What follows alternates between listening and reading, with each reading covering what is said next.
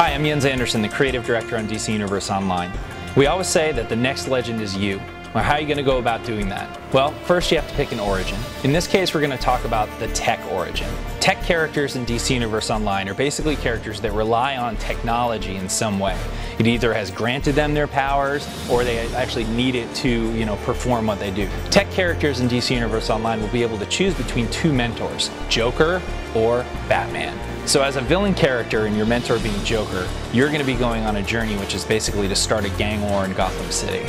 And what's the purpose of this? It's to create confusion so that Joker's long-term plans can come into effect.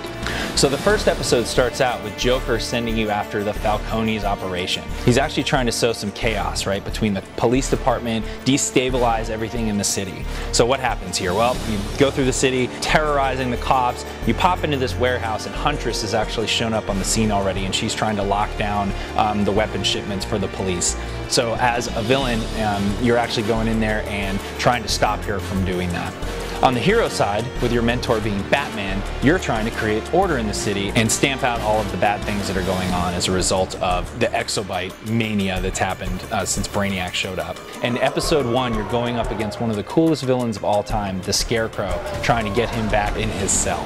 So he's basically unleashed fear gas all over the city. It's creating all this people hallucinating and seeing things. You have to help craft an antidote, deliver it to the people that are affected by the fear gas in the area, and eventually go down into the sewers of Gotham and take on Scarecrow himself. He's basically going to be dosing you with all these different kinds of fear gas, causing all these phobias to come up in your mind, and you're seeing them play out in front of you. And once you defeat them all, you can actually take him down yourself and put him back into Arkham Asylum. So these are just some of the things that you're going to get to do, some of the stories and the characters that you're going to be involved with as you go through the tech storylines with your mentor as Joker or Batman. So it's really up to you whether or not you want to try and sow chaos or order in DC Universe Online as you become the next legend.